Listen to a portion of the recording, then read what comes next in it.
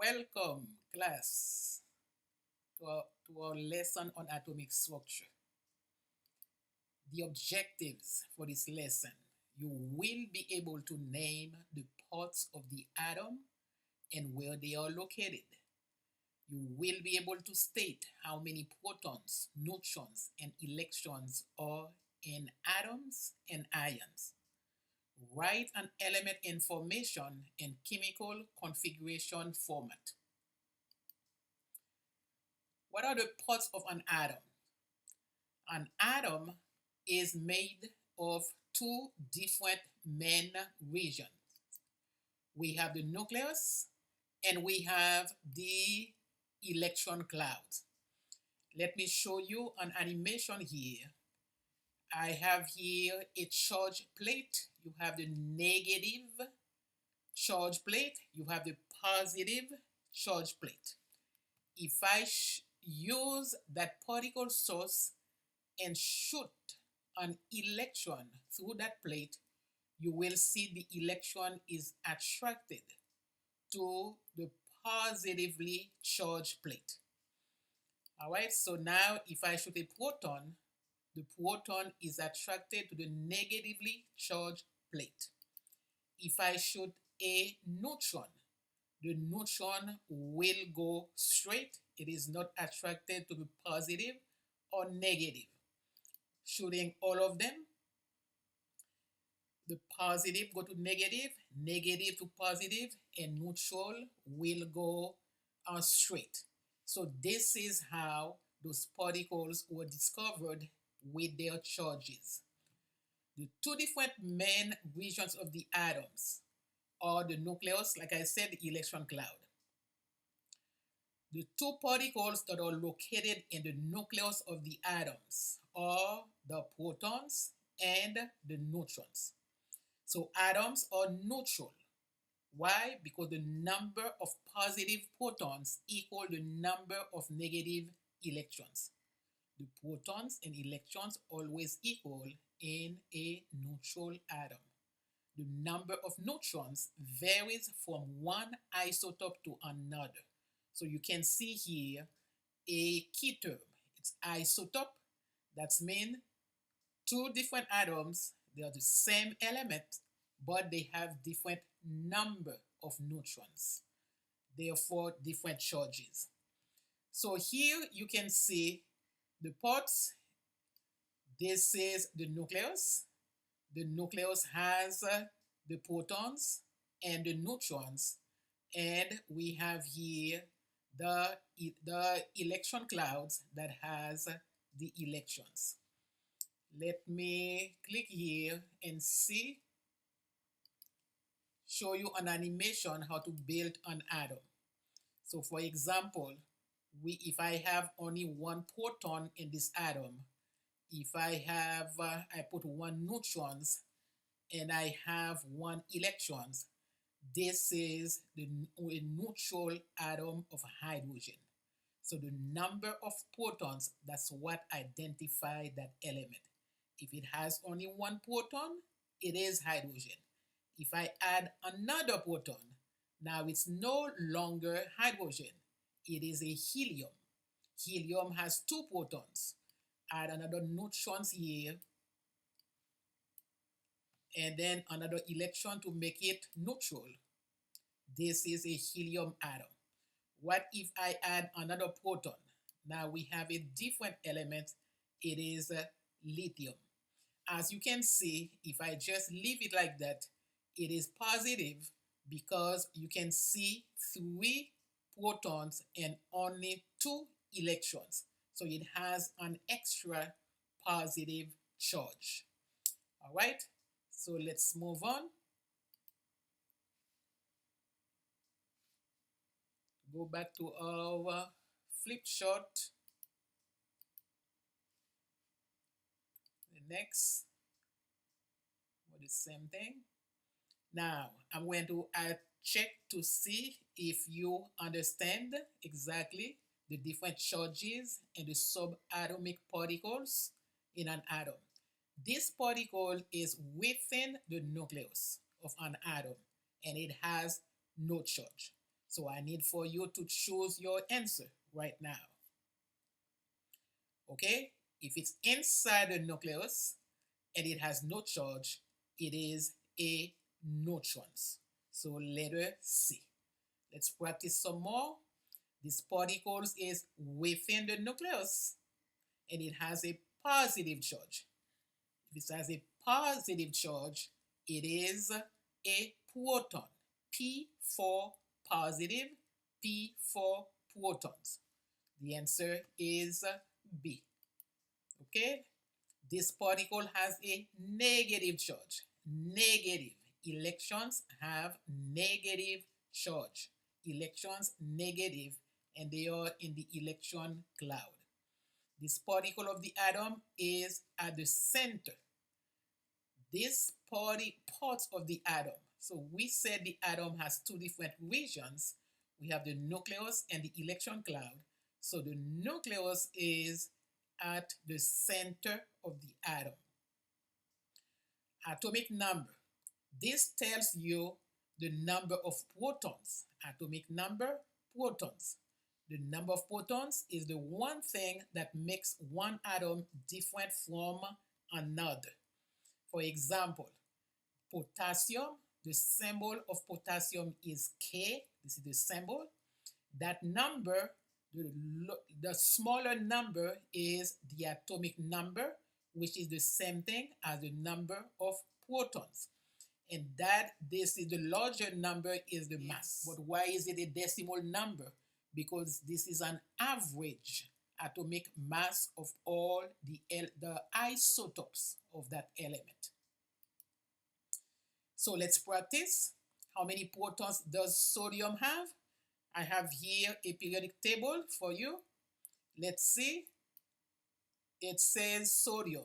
The symbol for sodium is Na. Symbol for sodium, Na.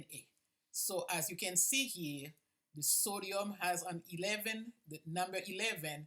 This is the atomic number. This is the number of protons. The answer is 11. How many protons does oxygen have? If I check the oxygen, the symbol is capital O. You can see that 8 in that corner. Oxygen has 8 protons. The answer is 8. How many protons does sulfur have? Again, the symbol for sulfur is a capital S. If the element has only one letter, that letter is capital. If it has two letters, the first one is capital, the second one is lowercase. So sulfur has 16 protons. Let's check the answer. How many electrons does sodium have? Again, going back, remember the symbol for sodium is Na. It is not S, it is not SO. So the number of electrons is the same as the number of protons for a neutral atom. Therefore, the answer is 11 for a neutral sodium. Let's move on. How many electrons does neon have?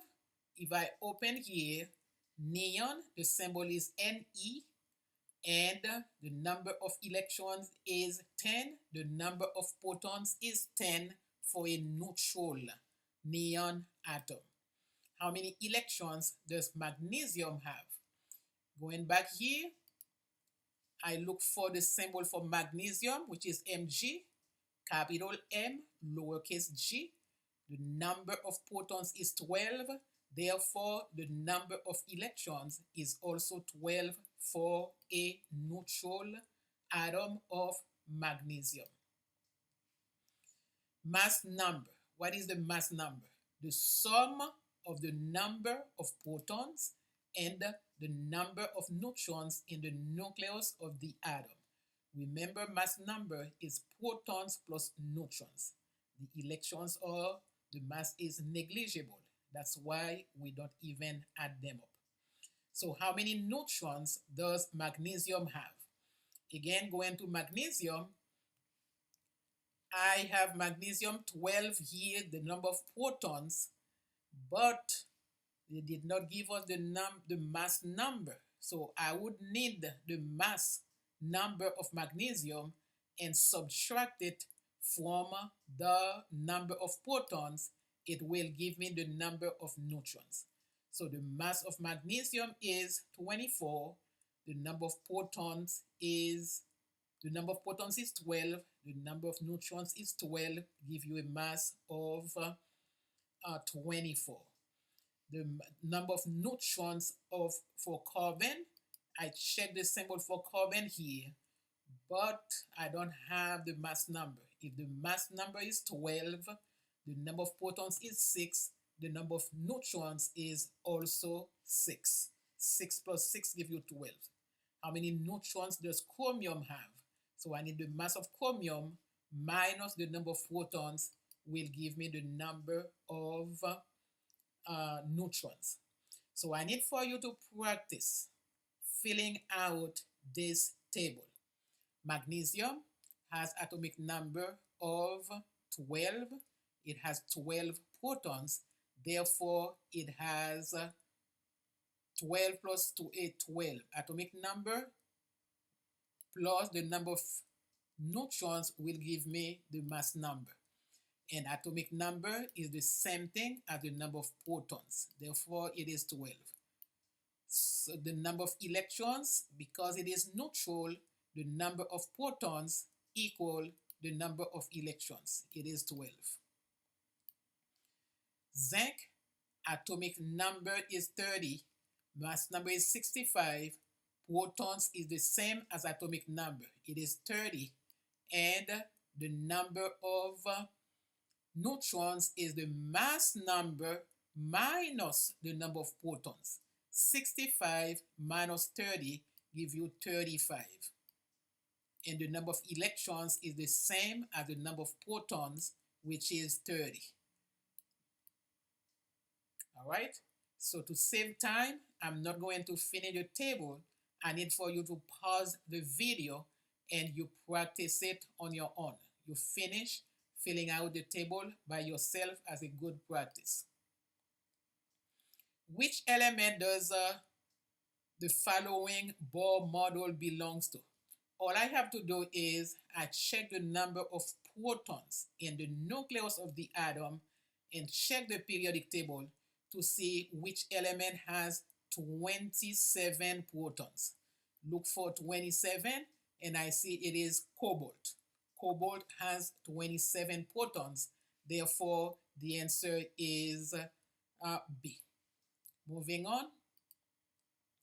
Which element does the following Bohr model belongs to? I just look for the number of protons, which is 26. Check the periodic table and check which element has 26 protons. It is iron. So the symbol for iron is Fe. The answer is Fe. Continue. Which element does the following Bohr model belong to? I look for the element that has 8 protons, and based on this 8 protons, it is oxygen. Oxygen mass. It has 8 protons, 8 neutrons. So we have a different kind of oxygen with a mass of 17. The number of protons does not change, but it has 9 neutrons. Here again, we have oxygen atom with 8 protons and 10 neutrons. Same element with this different number of neutrons. If I check here, for example, we have hydrogen. Hydrogen has 1 proton. Let me add 1 neutron to this hydrogen. Okay, it is stable. So if I go and add another neutron, it is still hydrogen because the number of protons did not change. But now it has 2 neutrons, and you can see that hydrogen is not, this hydrogen with a mass of 3 is not stable. That's what we call it is radioactive. It is not stable. Let's try another element. Let me reset. if I add two, okay, this is helium. As you can see here, helium has two protons and two neutrons.